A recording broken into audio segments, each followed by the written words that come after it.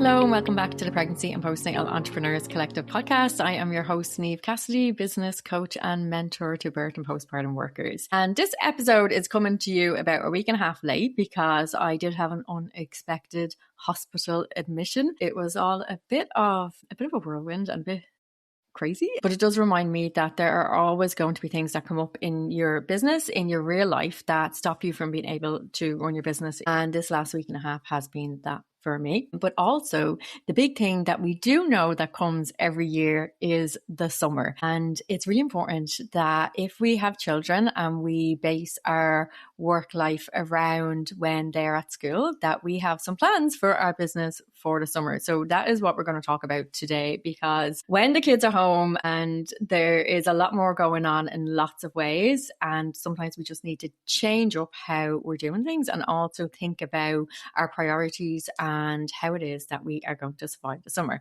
Because summer is this pressure point that we just never seem to talk about. We never seem to talk about that things are different in the summer than they are during the school year. And it's something that I really feel that we need to address. But what we're not going to talk about is hustling and maximizing your time and getting loads of productivity done, because this is really just about surviving this period with your business and your health and your family life intact. So this is for you if you are a self-employed person that serves families and you have your own children that you care for as well, and you're trying to hold both of those things at once over these next few weeks. When we're getting ready for the summer, we need to be honest with ourselves and have an understanding of our own capacity and what it is that we can actually get done, especially when we have children around. So have a think about what is your minimum, what is the minimum amount of money that you need to make over the summer to just keep you ticking on? What is the minimum amount of clients that you need to give you that minimum amount of revenue? And also think about what's one thing that you don't want to drop the ball on. So one part of marketing or visibility that you want to be able to keep up over the summer. You may be able to do more than these minimums, but what we want to do is just set the minimums first so we have an idea of what has to be done. So your one visibility thing or your one marketing thing might be that you are going to have a blog out every week, or you are going to create 3 pieces of content every week. So whatever it is, just kind of write that down. And so you have your baseline. We know where we are starting, what absolutely has to get done over summer. So we're not thinking about we're really trying not to think about bringing in new things, having launches or starting a new program or adding in new offers or new services when we are busy over the summer with our family life as well. So just think about what the minimum is, as I said, and then if we have more that we can add in, great, but let's just get a baseline of what is a non-negotiable to be covered over the summer. Then have a think about what your working schedule is going to look like over the summer. You may have a consistent level of childcare, and we're going to talk about that a little bit more in a few minutes, over the summer, or you may not. You may have different things that happen. So you might have children on summer camp one week and not on another week. So have a look at your whole summer. Have a look at when you're completely off, when you're on your holidays or vacation. Have a look at when your children are at summer camp or not. Have a look at when you have family support for childcare or not. And just have a think about what days of the week that you can work every week and what hours in those weeks that you can work. And then we want to break that down into client work. So when is the time when we can actually go out and see clients or do online consultations, and when is the time when we can work on the business? So that might be your marketing, your visibility, your bookkeeping, your follow-up, your emails, that type of thing. So we want to really map out the whole summer so we have a really good idea of what our working hours are going to be. And they might be very different. So if childcare is a concern, your client hours may be different to the hours where you can do admin if you're able to work when your children are around. So once you have a good idea of what each week is going to look like over the summer for that, write it all down. One, so you're putting it down concrete for yourself, but also so that you can then communicate that to other people. If you have a partner or there is a second parent to your children, then being able to communicate that to them, with my husband, I'm like, okay, I'm going to work from 10 to 2 most of the days because we have kind of a slower start in the mornings during the summer. My kids during school, they start school at 8:30 and my husband brings them to school. So from about 8:15, I am free. So I typically start work about 8:30 if I'm doing like in-home work, like admin work. But over the summer, the kids are up later. So I typically get up around 7. They typically get up around 8 and I'll do their breakfast for them. And then I like to sit out in my garden now that the sun is shining and have my breakfast out there and a cup of tea and relax. And then I might have a shower and get ready. And I might not start work till 9:30, 10 during the summer, whereas I start a lot earlier during the school term. So have a think about what that's going to look like for you and just make sure that is then communicated to the people who need to know. So whether that's your partner or your older children. And listen, things will change over the summer as needed, but it's really good to have a nice base starting point. And when you have that starting point, then we can look at the next bit, which is, how are we going to manage the children if we have care and responsibilities for our children over the summer? Now, I know some of you will have small babies, some of you will have toddlers, some of you will have older children who are a little bit more independent and need less care from you. But a lot of the principles are going to apply across the board. And then some are a little bit more specific depending on the age range of your children and your availability of support. So let's start with the practical things and childcare and looking after your children. So let's just name it as it is. If you have children who are of an age who can't be unsupervised, then if you're going to work, you're going to need childcare. And that includes both for your client-facing work. So if you are going out to visit your doula clients or your lactation clients, or if you're running groups or classes, and also your business and your admin work. So if your children are young enough that they can't be left unsupervised, then it's really hard to get any admin work done while they are present. So let's start with client work. I know it's obvious, but if you're doing client work, someone else is going to have to take care of your children. So whether that's a partner or paid support or whoever it might be, you will need to have childcare for you to be able to do any work at all. Because you can't be on a home visit or even doing a video consult and also be available to your children. So let's sort the childcare, end of story, for the client work that you are doing. But then we also have to look at our business work, our working on the business, not just in the business. And this is where people really underestimate your own needs in relation to childcare and attention. And if you can't focus when your kids are around because they either distract you or because they physically need you, then you're going to need childcare for these hours as well, not just for your client time. So have a think about the different options that you have for childcare and what's going to work for you.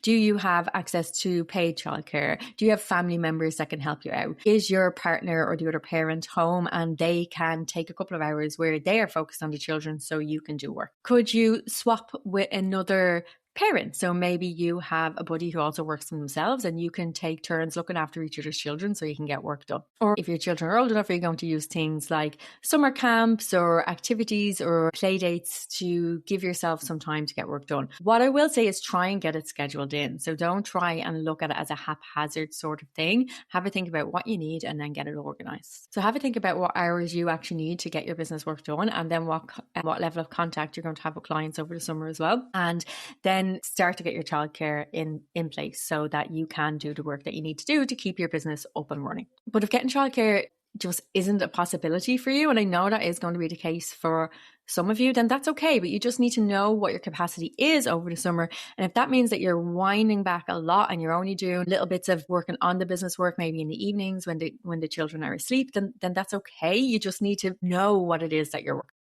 If you have older children who you don't necessarily need to send to childcare, then what we need to do is just make sure that we're going to set expectations with them. If you are setting times where you are going to be working, that the children know that that is your work time and that you're not to be disturbed, or that you can only be disturbed for X, Y, and Z. So like actual emergencies, and explain to the children what an emergency is, because sometimes my kids think I'm hungry and I want you to make me a snack as an emergency, whereas what I mean by an emergency is somebody is hurt. So it's really important that we set this clear with the children who are older if we're trying to work while they are at home. So if I'm here right now recording this podcast, one of my children is at summer camp and the other child has been told quite clearly that I am recording, do not disturb me unless you are hurt or sick. You also might need to create like some sort of visual cue. So for me, my door is closed.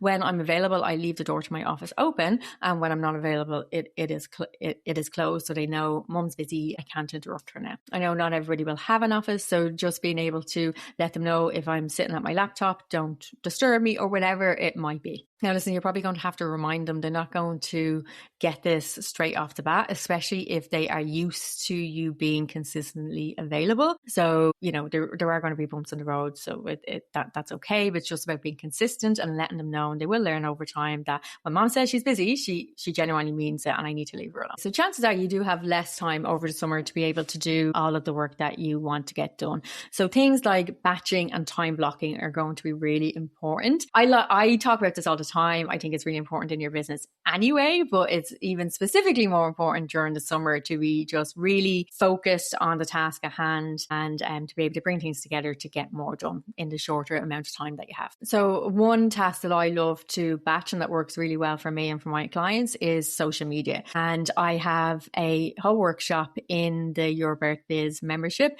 about batching your 8 weeks worth of content for the whole summer. Here in Ireland, our children have 8 weeks summer holidays. So there's a lesson on that 8 weeks to get all that content done in 3 hours. And I've actually made it available as a separate course that you can buy. So if you check into the show notes for this, it's cheap and cheerful.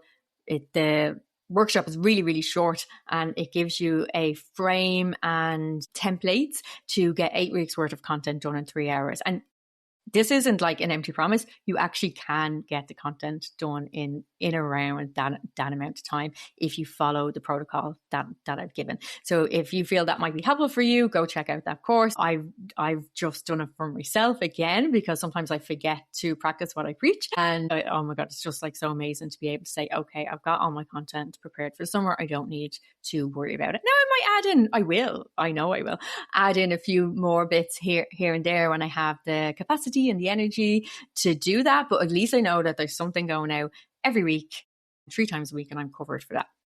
So that's one example of kind of batching, is getting all of your social media done in one time, getting it all scheduled out. Or it might be part of that is sitting down and recording all of your reels in one go.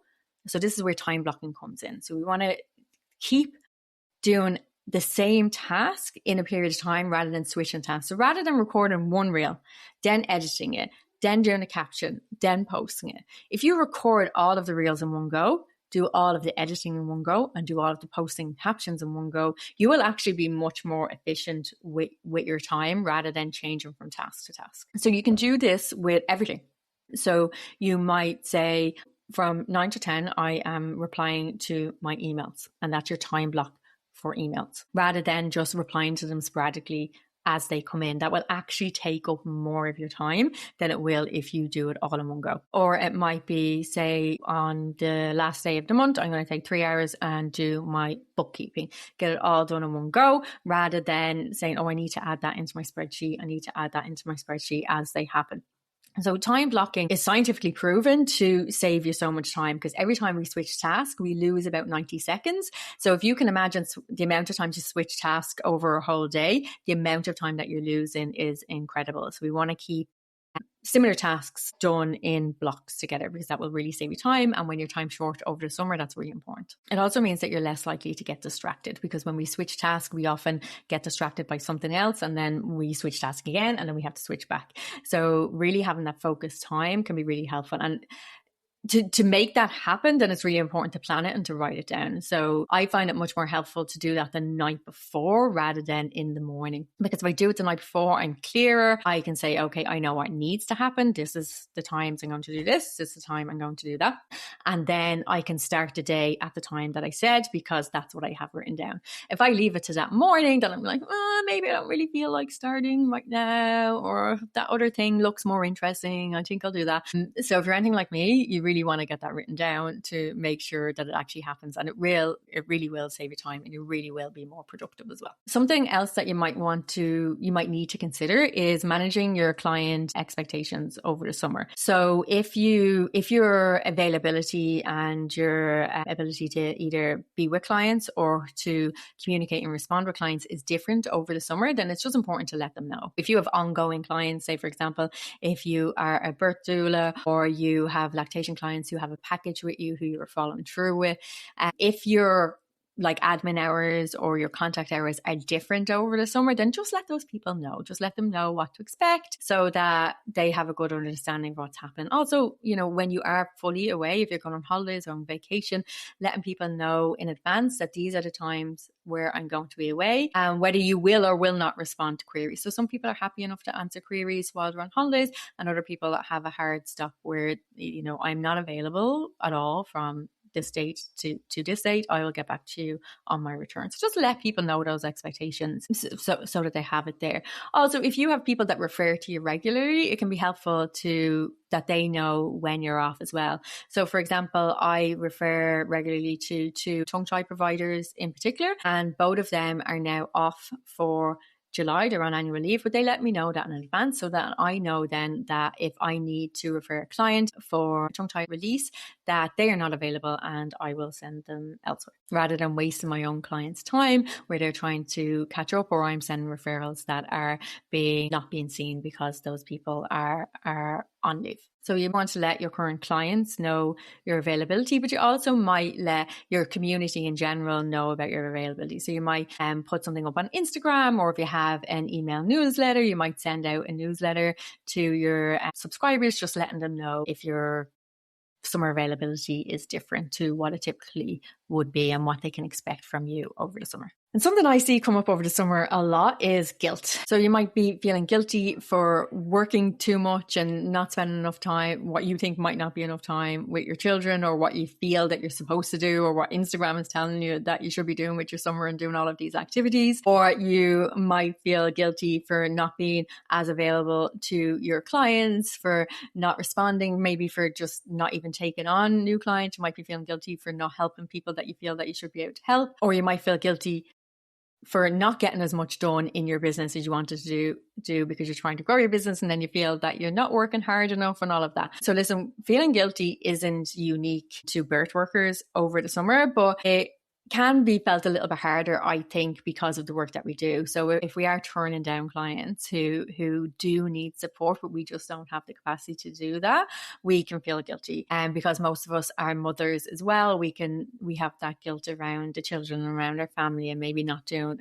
enough with them. But it's just really important to remember that having a lighter summer doesn't make you a bad business owner, and working over the summer doesn't make you a bad parent. So to help ease any guilt that you might have around these scenarios, if you do all that planning work that we talked about earlier, and you're clear on what it is that you're going to do over the summer and what it is that you're not going to do over the summer, that can really help alleviate a lot of that guilt as well. So just try to give yourself a bit of compassion around all of this. You know, talk to yourself like a good friend, or like you might to a client if they were experiencing the similar feelings to what you might be experiencing if you are feeling guilty for going one direction or for going the other. So just remember, typically the summer isn't that good time to be launching or trying something new or trying to get lots of work done. So if you're only running at 60% over the summer or less, whatever it might be for you, that's okay. So remember, for your summer, what you're thinking about is, what is my minimum viable summer? What is the minimum amount of work that I need to do to keep some level of income and to meet my business goals that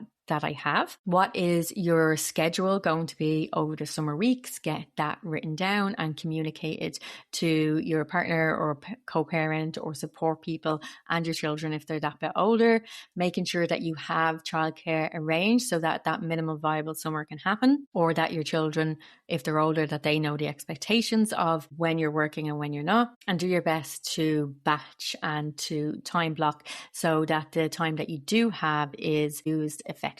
And if you feel the easy content creation for 8 weeks over the summer, that lesson would be helpful to you, there is a link in the show notes to sign up for that. So while we are all trying to grow our businesses and meet our goals, it's important to be honest with ourselves around our capacity around different times of the year, especially when we are balancing care and responsibilities with running a business as well.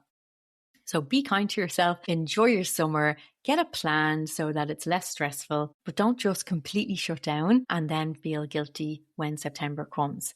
You can plan out a little bit so that you get enough done to keep things taking over, and then you can get back into that busier work come September when you have more time. So let me know what you thought about of this episode. I love to hear from you via DM or pop me an email, and let me know what your summer plans are, whether it's your holidays or your vacations, or it's what you're going to get done in your business. I love to hear what is going on for everyone. Okay, talk to you soon. Bye.